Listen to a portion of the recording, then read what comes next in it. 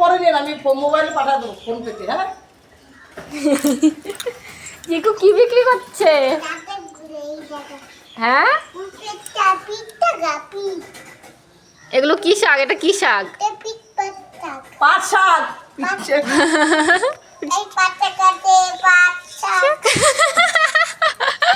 চিকু শাক বিক্রি করছে?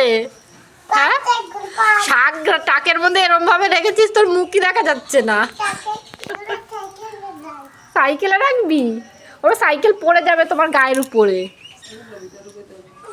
চলে আসো, শাক দিয়ে যান তো, আমাদের শাক দিয়ে যান দাদা, আমাদের শাক লাগবে। কেন আমাকে শাক দেবেন না কেন? আপনি কাস্টমার ভালো না।